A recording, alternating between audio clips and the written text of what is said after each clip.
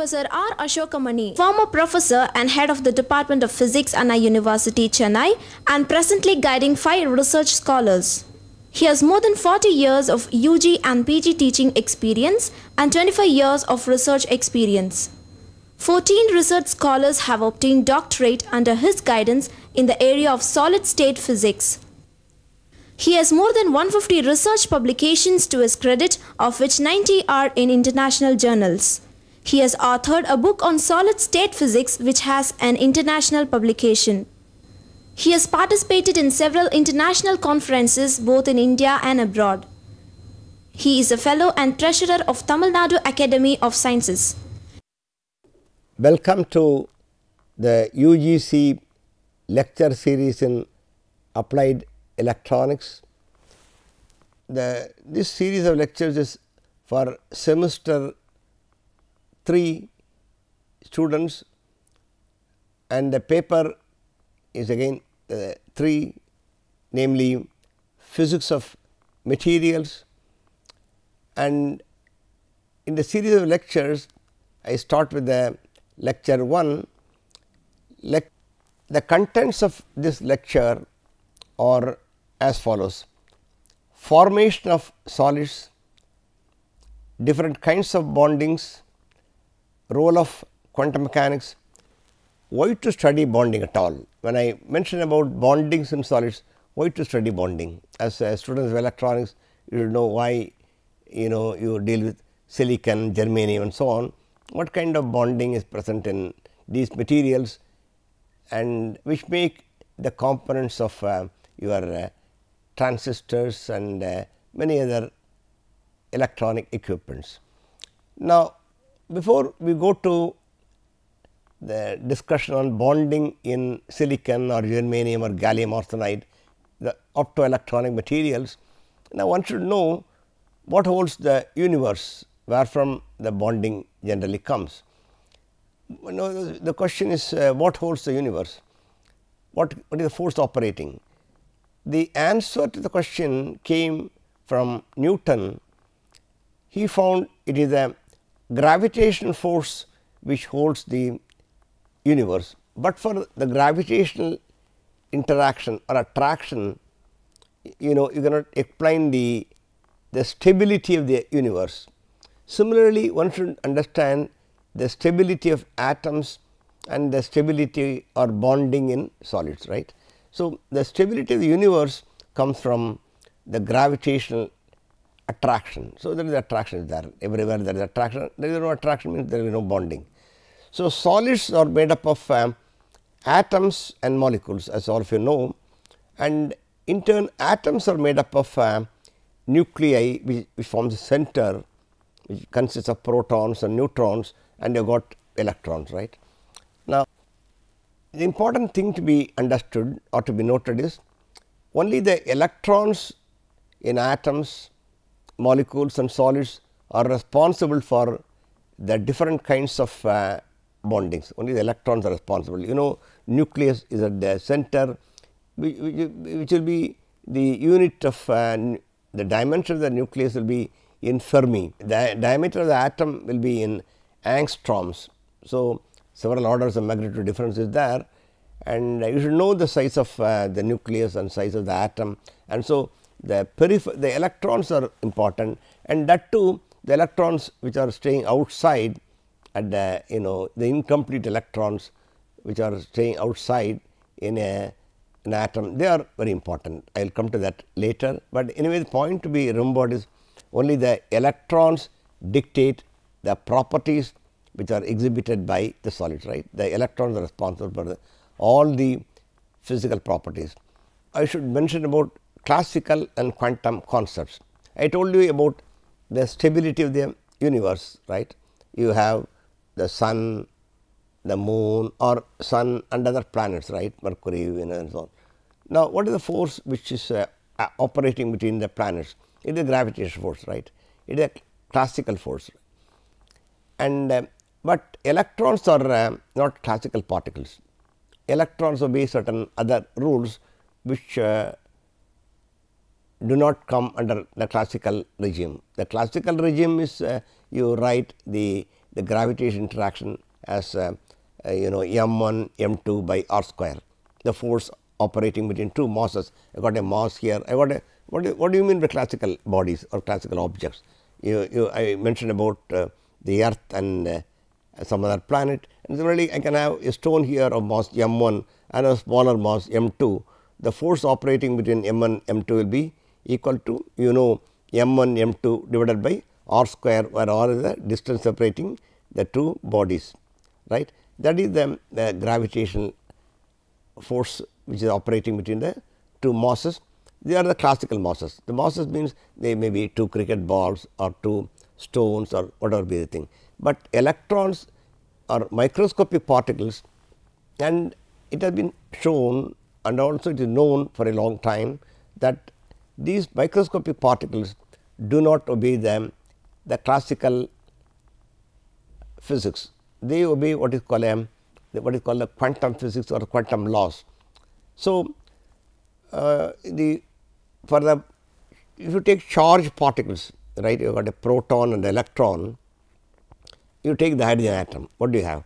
The hydrogen atom consists of a proton at the center and the electron revolving in a orbit, according to Bohr atom model. All of you will be knowing by now the Bohr atom model of the hydrogen atom, because the simplest atom, and so Bohr wanted to understand the very many things related to the simplest atom, hydrogen atom, right. Now, because only if you understand the hydrogen simple atom, then you can go to complicated atoms, right. You cannot immediately to start with itself, you cannot go to a complicated system. Take the simplest system, namely hydrogen atom containing one proton and one electron. The electron is said to be assumed to be revolving in a circular orbit around the proton. This the electron is a quantum mechanical system, but whatever be the thing, you got a proton here, electron here, and proton is positively charged, electron is negatively charged. The force acting between the proton and the electron will be q1 q2 by r square. The force will be q1 q2 by r square, similar to the gravitational force, right. You got the inverse square law operates, right. They are given by Coulomb, right, well known Coulomb's law. So, in solid state physics, when you are talking about various kinds of bondings, right, the Coulomb's law will come into the picture. So, the Coulombic force which is operating between a positive ion and a negative ion, or a positively charged maybe within the atom, you see them, you can have the proton and the electron, the Coulomb's law will be operating. So, in solid state physics, the Coulomb's law will play a role, that is one part. Then the quantum mechanical part also will come into operation. So, the more important point I told you, electrons being quantum objects, they have to be quantum physics, right. Electrons, you have the Pauli principle, you have to study Pauli exclusion principle and so on. So, the de Broglie wave and things like that, the matter wave. Now, therefore, your electron is not a classical particle like a stone or a cricket ball. So, they have to obey quantum physics. So, developed by many people, to start with Erwin Schrödinger and many other people, right. Now, you may ask the question, why to study bonding, right, why to study bonding. Now, I told you all the properties of materials, such as mechanical strength of the body, right. I am sitting in a building, the mechanical strength, right. I have a beam, or if I apply a force, if I apply a load, what is the force, how much tension is to which the beam is subjected to, or in other words the mechanical strength and bulk modulus, they are the mechanical properties. Then the electrical conductivity, then thermal conductivity, and other properties like superconductivity. Now, we have passed through 100 years of superconductivity, because now we are in 2012. 1911 was the year in which the phenomenon of superconductivity was found by Kamal oneness. Now, we have crossed 100 years, very many exciting things have happened, and the area of superconductivity, you would have heard of magnetically levitated trains. Very high speed trains are running using this principle of superconductivity or the phenomenon of superconductivity, and very many other devices, medical applications are there. You got a superconducting quantum interference device, what is called SQUID, and so on. Very many devices come into operation. Then the magnetic properties, optical properties, okay. And all these properties in general, the properties exhibited by all solids, they depend upon the electrons, right, or determined by the manner in which the atoms are connected, and the electrons play a very important role, and the manner in which the atoms are connected is again important, that is the bonding. The bonding occurs via the electrons, right. Okay. Now, also how the atoms are arranged, not only the atoms and electrons, and also the way in which the atoms are arranged is important, right. That gives what is called the crystal structure. Sodium chloride, it has a crystal structure. Silicon will have a different crystal structure. So, all these things, the crystal structure itself is dictated by bonding.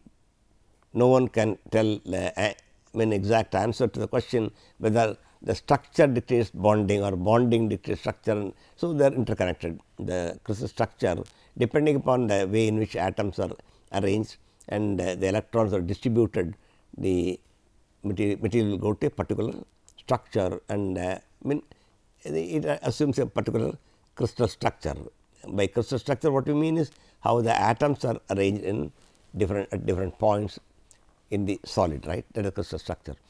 Then you have the classical and quantum concepts. Again, bondings are partially due to classical Coulombic forces, as I told you just now, because okay, you have got positive ions or negative ions in one of the bondings.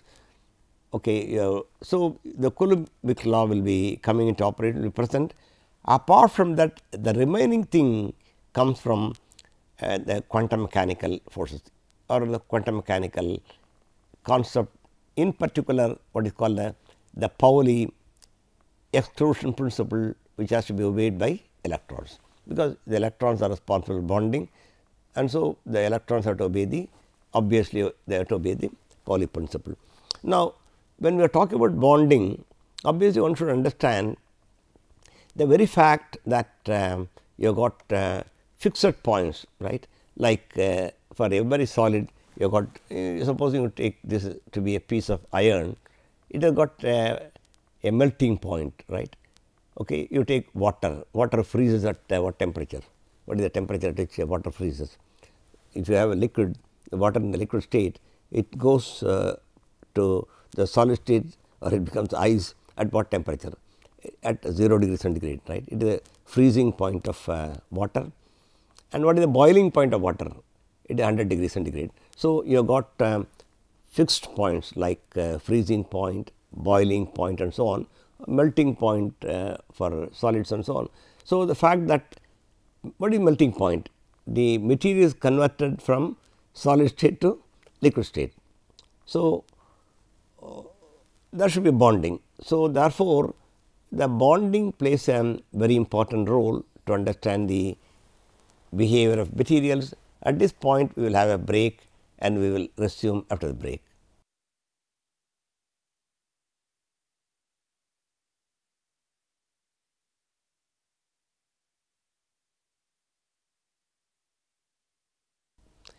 Welcome back after the break. I was telling you about the fixed points like the melting point, freezing point, and so on. The existence of these fixed points, it implies that you have to give energy. How will you convert water into vapor? You have to go to the kitchen. How do you convert water into vapor, right? You have to heat it, right? You want to make ice to become a water, that for that also you have to supply heat. So, you have to, by supplying heat, ice is in a solid state, right. It goes to the liquid state, then you have to, the melting point of ice is 0 degree centigrade, right. Now, you have to give energy. Why should you give energy? To break the bonding between the atoms, right. You should understand the existence of a temperature called melting point for solid. It implies that there should be bonding in solids, right. Then why should you apply some heat? Without applying some heat energy, you cannot make iron, the solid iron, to become a liquid iron. You know, the iron or any other nickel or copper or any alloy can be changed from the solid state to the molten state, and finally, they will become a liquid, finally it will go to vapor, right, vapor state. But therefore, for you have to know that you have to apply heat. Why should you apply heat? The application of heat, it is used to break the bonding, right, the bonding, otherwise it will be a solid state, right. It will be solid. From solid to liquid conversion requires heat energy, right. So, you should understand that the atoms in silicon are bonded to each other. The atoms in germanium or the atoms in gallium arsenide or indium telluride, silicon is used for very many applications, solar cells, or in electronics you have got very many applications in say silicon and gallium arsenide and so on. So, therefore, there is the bonding is there, otherwise you do not require heat energy which is being supplied is used for breaking the bonding. So, you should understand there is a bonding. What kind of bonding is there in copper? You ask the question whether the same kind of bonding is there in copper and silicon. Tell me whether the same kind of bonding is there in copper and silicon. Copper, you take a piece of copper, you take a piece of silicon, or you take a piece of NaCl, the common salt in the solid state. Now, what is the kind of bonding that is existing in a solid like sodium chloride or magnesium chloride? Then you take copper, then you take silicon. Whether the bonding is the same, the bondings are different in different solids, right. What are the, then naturally the question arises, what kinds of bondings are present in different solids? We have the universe, we have got the whole universe, you have got different kinds of solids, and different solids have different kinds of bondings, right. So, you should know what are the different kinds of bondings which are present in different solids. So, I will go back historically or from the philosophical point of view, from the very fact that condensed matter exists, right. The condensed matter, this is a matter, gold is in a condensed state, it is a solid state, right, it is a solid gold, the gold, it is not a gold biscuit, it is a solid gold. So, it has got a finite melting point, right, the solid gold has got a finite melting point. It originated, where from did I get gold?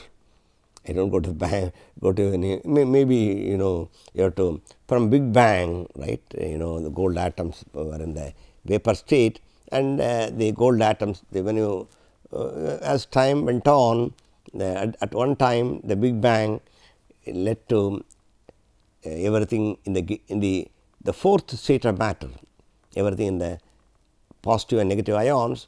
Then as time went on, you go to the third state, the gaseous phase, then the liquid phase, and the condensed matter, right. The material from the liquid state, it condenses it to solid. That is the reason why it is called condensed matter physics.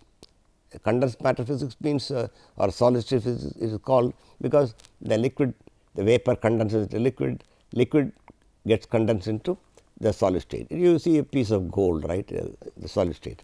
So, if I want to make it a liquid, what should I do? I have to heat it, right, I have to heat it, and then only it go to the molten state. That is the reason why it has got a melting point. I have to, the melting point means what? I should apply heat to break the bonding that is existing between the gold atoms. I should make the gold atoms to move here and there. In the liquid state, the molecules are moving here and there, or atoms are moving here and there in inert gas systems, but in the solid state, what happens? The atoms, will they move from one place to another place? Let me ask the question, you take a piece of gold, whether the gold atoms as it is, you see a piece of gold, whether the gold atoms will be moving from one point to another point? No, the gold atoms in any solid, the atoms or ions will not be moving from one point to another point. They will be at certain fixed points, and these atoms, they constitute a definite crystal structure, right. Okay.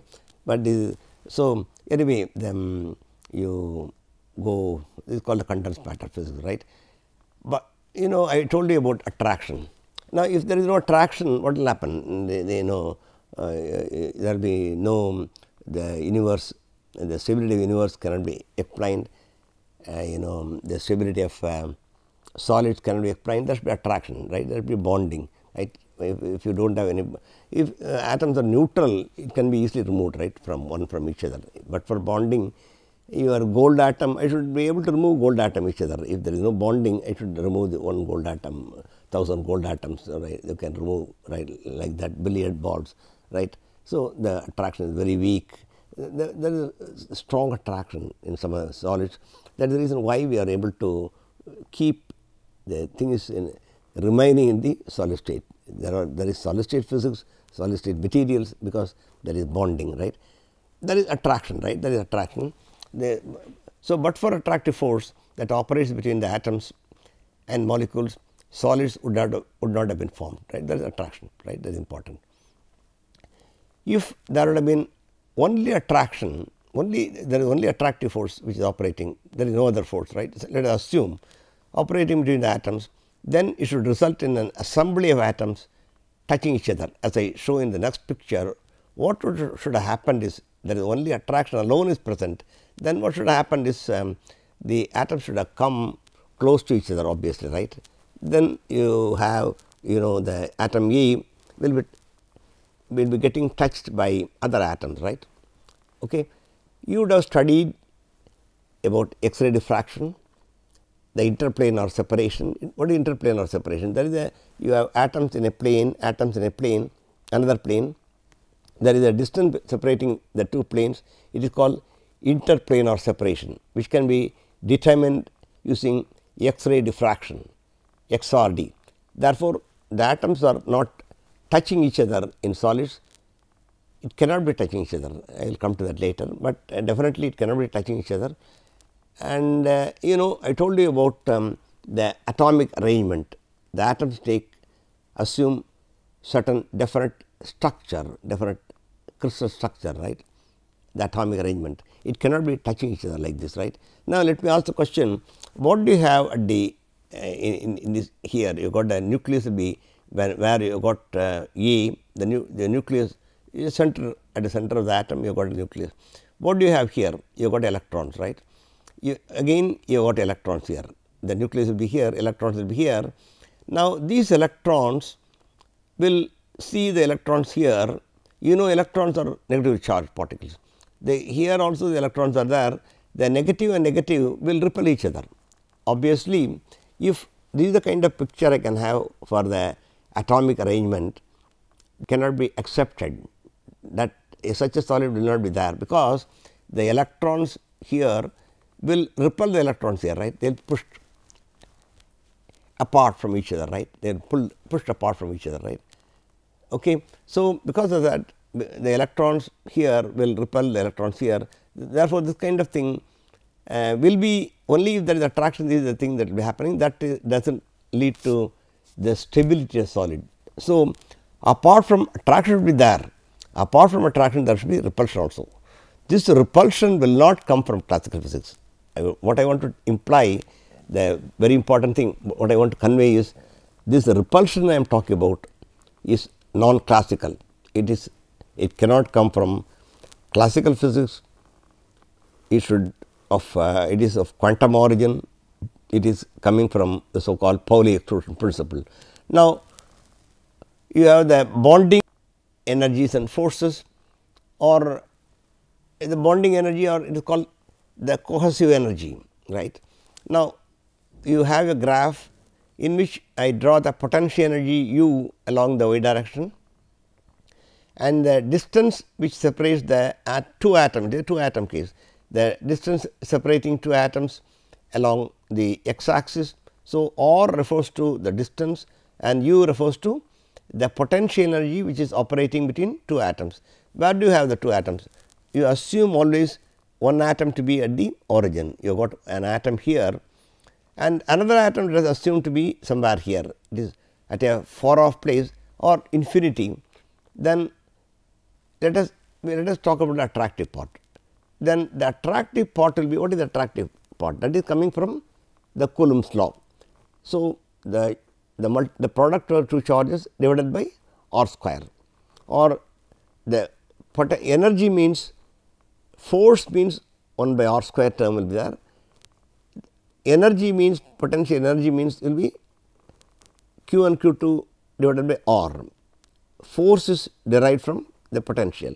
The potential will be integral of force. Now, therefore, your u will be depending upon r.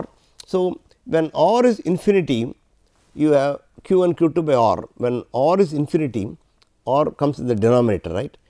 The thing will become 0, because you have got infinity at the denominator, whatever be the numerator, the term will become 0, tend to 0, right.